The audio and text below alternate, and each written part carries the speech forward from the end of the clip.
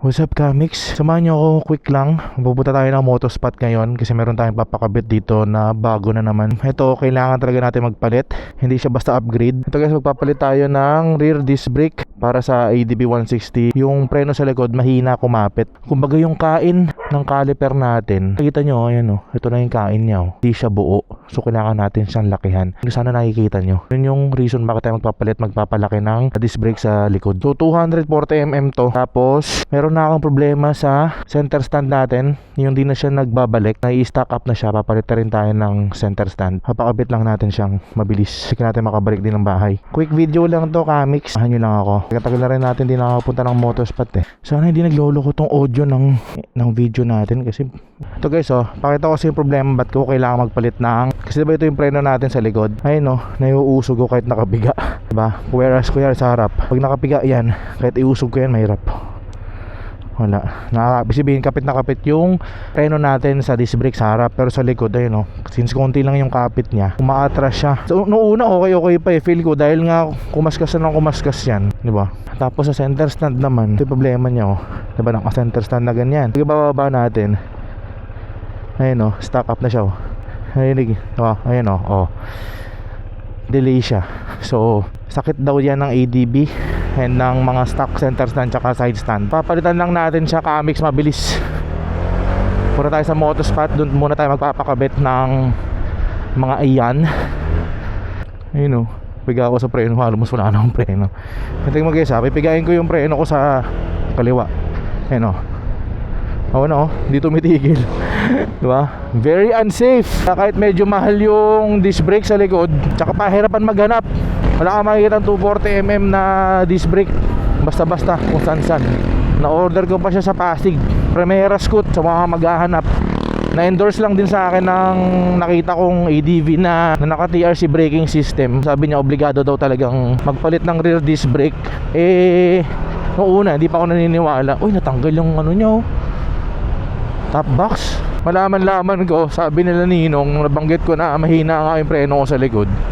Sabi buti na lang daw di ako nakasama doon sa Blazing Mountain kasi grabe daw tarik nung mga dinaanan nila.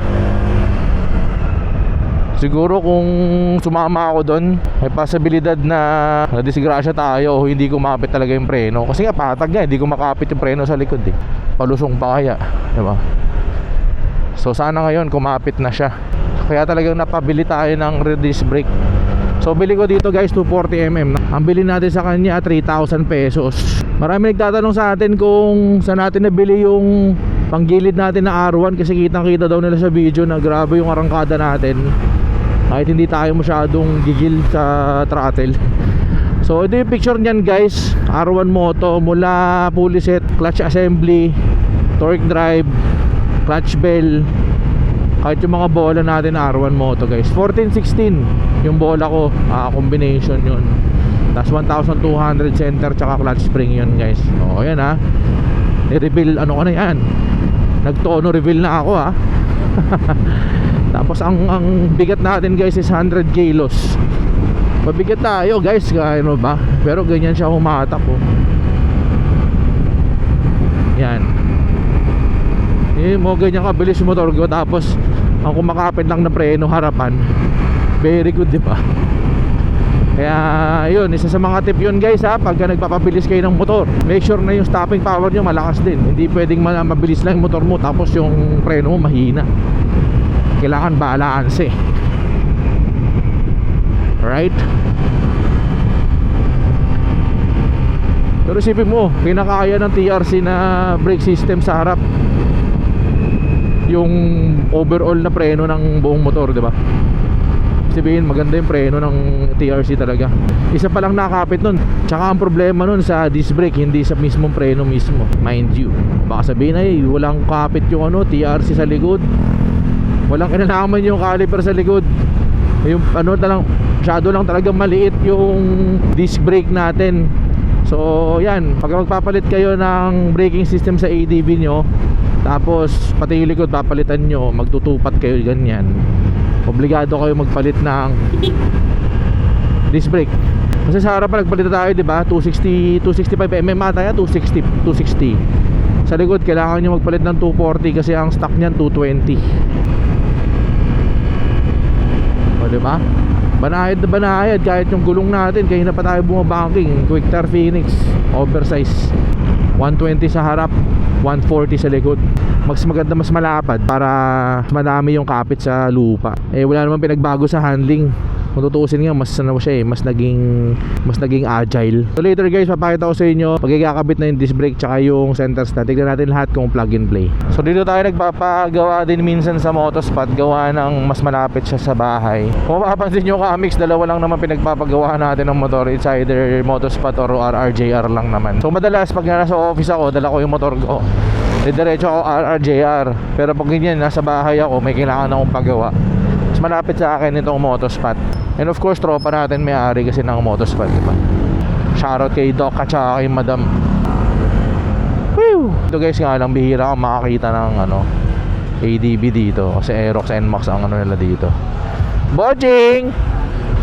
Yun yung Ducati Ducati. Siyempre, Doc, okay lang kahit ADB? Kahit ADB? Madam, kaway ka muna. Gagawin na agad yung motor natin nito. Kagitox. Sarapin nyo pagka EDB na Matic yan. So papalitan lang natin to. Ito, papakita ko sa inyo yung disc brake natin kung ano yung kain niya. Ayun o, makikita nyo guys, yung kain ng disc brake natin, kalahati lang ang pinaka-disc. So kaya wala tayong napipiga sa preno natin sa likod. Yun yung papalitan natin. So ito kasi yung stock nito guys. Kung compare natin, diba? 240mm, 220mm kasi yung stock. Pero kung makikita mo yung butas niya, ayun sakto naman. Ayan. So tara, kapitan natin. Papapitan natin ito. Let's go Toxie!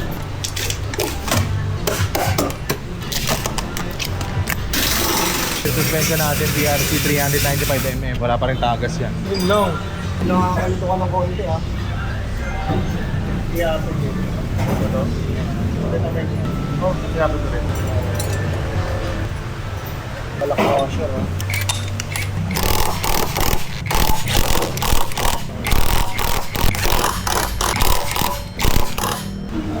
Nakabit na ni Tox yung 240mm na rear disc brake. Alam natin mamaya to kung maganda kapit niya. Pero dapat kumapit na siya kasi nilakihan na natin yung disc. Yan. Mabilis lang naman, plug and play. And yun nga, kung papakabit nyo dito sa Motospot, hanapin nyo si Tox kung naka-EDB kayo. Pero kung naka-Aerox NMAX kayo, gamay na nila dito. Tapos after nito, pakita ko lang sa inyo kung ano ipapalit natin center stand tsaka side stand. So ito guys, stainless na center stand. Ito naman yung stainless na side stand. So ang brand niya guys is Salaya. Available din dito yan sa Motospot. So meron siyang pang ADB, NMAX, Aerox, PCX. Lahat meron siya available. Magpapalit tayo ng ganito kasi pinakita ko sa inyo kanina ba, stock up na yung center stand natin. And ang maganda daw kasi dito, stainless na siya. Importante rin kasi hindi kinakalawa. So yun ang kasama niya, side stand, center stand, tapos isama na rin sa mga spring. So, nakita ko sa inyo paano ikakabit. So, available yan dito sa Motospot sa Parañaque. Search nyo na lang. So, ito guys, yung nangyari sa brake pads natin, hindi nga pantay yung kain. So, napudpud na yun dito. Kaya wala na rin talagang makapit, no? Hindi kasi buo yung kapit dun sa dating disc. Bali dito, naglaki ka, baka possible, mas malaki na. Baka sa kupin na to, kaya hindi na ito magkakaroon. Pero ang nangyari, ininipis na no? Pero tatagal din naman. Pero mas Tatagal. maganda makakahanap pa ng para kapalitan. Okay. Pantay na lang natin dito. Okay. So, yun yung hassle. Hindi napantay yung pads. Ngayon, pag kinabit pa natin ng ganun, hindi natin papantayin yung pads. Parang ganun din, yung kakapit yung sobra. So, dalawa lang din yung kakapit. Yung kalahati lang din ng pads yung kakapit dun sa bagong din. Ganun din, mahina pa rin yung preno. Ngayon, papantayin lang. Pero hahanap na rin tayo ng brake pads para dun. Sa pagpalit naman ng center stand Kamix, alam mo, may tatanggalin ka ata dito na parang pit. Ano tawag dito? Pin? Hindi, parang alambre guys eh. Yan, tayan dito, yan nanggaling. Hugutin nyo lang yun, tapos itong ehe na to, gaganon yan. Pupush mo lang kasi kailangan matanggal nun. Matanggalin syempre yung spring. Kung i-DIY nyo, kaya naman DIY no, pero medyo mahirap lang. Syempre ako tamad ako kaya kay Tox ko pinagawa. O yun, natanggal na. Siya pagka ginawa kasi natin sa bahay ito, wala tayong lifter. Mahirap pa yun, lahat ng major works nasa ilalim. Kung sa'yo, punta na lang kayo sa Motospot. Total, dito nyo rin mabibili yung center stand tsaka side stand. Might as well, dito nyo rin pakabit. Ang goal sa side stand guys, dapat gumagana pa rin yung pag binaba mo yung side stand. Mamamatay yung engine. Yung iingatan nyo rin sa part na yun.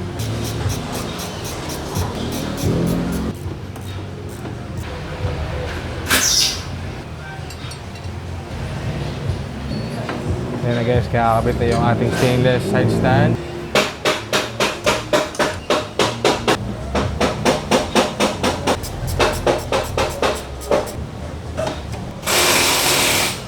Tapos spring na lang yan. Of course, yung spring niya, stainless din. Dale. Yun, no? Testing. Yun. Namatay siya, namatay. Alright. Tag natin yung preno, kakapit oh. Yun oh. Makakapit siya guys. Alright. Nice. Yan, ganyan lang kabilis guys. Ito, hatakan nyo lang yung ehe. Kung sino yung center stand natin na luma oh. So papalit natin of course. Stainless. May ganito pala, may rubber pa pala to dito. Pag ganyan, nilalagyan pa ba ng grasa yan? Hindi na. Suwabe. Yan, lagyan ng grasa guys. Importante daw yan. Hindi pwedeng wala. Wala kasi kuya. Ayan o. Easy. Smooth. Of course, yung pin, kailangan natin may pasok. Saka dapat yung washer nandun din guys. Ayan guys, tapos na tayo. Nakikabit na ni Tox. Sutan natin o. Ayan na yung spring, nakikabit na tayo. Center stand. O side stand.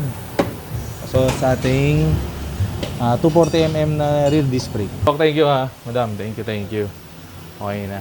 So yan, nahanapin nyo si Tox dito pagka magpapakabit kayo ng center stand. Tsaka ng disc brake. Ha? Next week, break pa. But this week? Doc, thank you ah. Doc, thank you. So yan siya guys, so pag naka-center stand, kita mo yung gap nung sa ilalim, parang nakadikit siya sa lupa eh, no? So yun lang yung downside siguro ng center stand natin. Kasi pag stock, nakaangat yung likod eh. Ito parang nakatayo lang literal yung motor mo. Pinipicturean lang ni Doc yung kanyang center stand, syempre. Tsaka yung side stand oh. Ayan. Yun yung side stand niya, Kamix oh. Diba bumagay din sa tema ng motor natin kasi silver eh, no? Doc, thank you. Tapos of course yung ating disc brake. Yan yung disc brake natin. Mas malaki na siya. Yan o, sa likod. Disc brake. Alright. Yun lang. Thank you mga Spot. Tingnan natin ngayon kung may kapit na yung rear natin. Dapat naman talaga may kapit na to. Order na tayo ng brake pads ngayon sa TRC. Alright, Doc, thank you. Alrighty. Preno sa likod. Mayroon ng kapit, boy. Yan o. Preno sa likod humihinto na siya. Yee! Yun lang pala yun. Disc brake lang pala yun sa likod. So may katulong na yung harapan natin pag preno tayo. Ayan o. Malakas na ulit yung preno natin. Mag-asos lang talaga. So nag-asos natin guys, center stand natin tsaka side stand para sa na nabili natin sa Motospot is 2,500. Pero kung maka-discount kayo pag pumunta kayo dyan. Tapos itong disc brake naman natin is nasa 3,000. Ang labor natin papakabit kay Docs 500. Not bad diba? Kesa tayo yung magkabit, doon na tayo sa expert. Ayun kahit subutin na lang. Maganda ngayon kasi pwede nang promeno yung likod independently. Preno tayo ulit make sure wala sa likod. Preno sa likod. Ayun preno na siya mag-isa. Di ba? Alright! Nagtanong-tanong na ako ng mga pipe. Siguro yung next natin pag-iipunan, Kamix. Tapos pero bukas abangan nyo guys kasi meron naman tayong ipapakabit naman. Pero sa Bulacan pa natin ipapakabit yun Anti-theft naman kasi diba uso ngayon yung mga nakawan ng motor. Ayun, papakabit natin bukas. Another vlog na lang yun guys. Papakabit naman natin yun nga, anti-theft. Yung tipong pag kunyari naagaw sa inyo yung motor, isang pindot lang mamamatay na yung motor. So hindi na magagamit nung nagnakaw yung ating mga motorsiklo. So abangan nyo yan sa susunod na video natin, Kamix. Let's go guys. Bago umulan mukhang uulan Sana bukas di kami ulanin. Layo pa naman nun. San Jose del Monte, Bulacan pa. Sarap talaga yung takbo nitong ADB natin Very responsive, walang dragging guys. Sa iingatan mo lang sa linis yung CVT mo, CVT cleaning. Walang dragging O ngayon kahit maluwal ka mag-ride, kahit mabilis yung motor mo, at least confident ka na malakas preno mo parehas harap likod, diba? Sayang yung potential nung tupat caliper natin na TRC kasi dahil nga dun sa disc brake lang yun hindi compatible. So yun talaga ang cons nun. Magpapalit ka ng preno sa likod, lalo kung tupat yan, tapos yung may bracket pa, syempre yung disc mo kailangan lumaki din. Late ko na na-realize kasi nung una nga kumakapit pa yun kasi nga pantay pa yung brake pads syempre nung nagagamit magagamit na magagamit. Nabubudbud lang yung kung ano yung kumakapit doon sa luma nating disc brake. Pwede naupod siya, tapos yung natira, yung kalahati, buo pa din. So ngayon, dahil nga napudpod na, wala na kumakapit dun ngayon sa lumang disc brake. So ngayon, pinantay na rin ito yung brake pads natin. At least, di ba? Kumakapit na siya, lahapat na siya. Yung buong brake pads lumalapat na sa disc brake.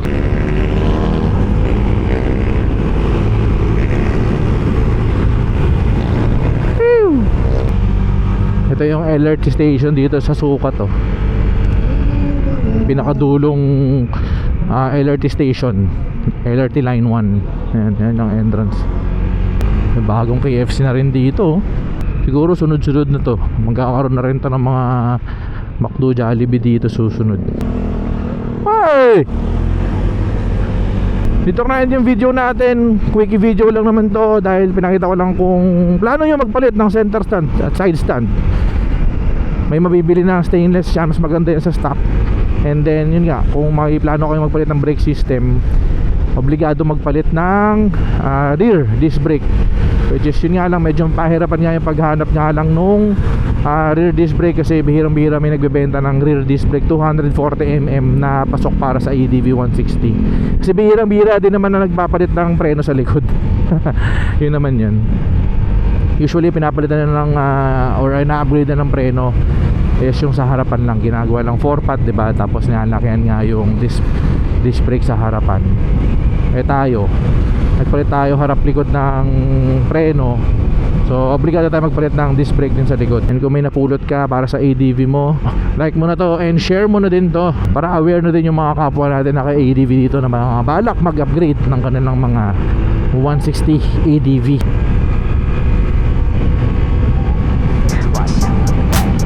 Ayun lang guys, I'll see you to our next vlog.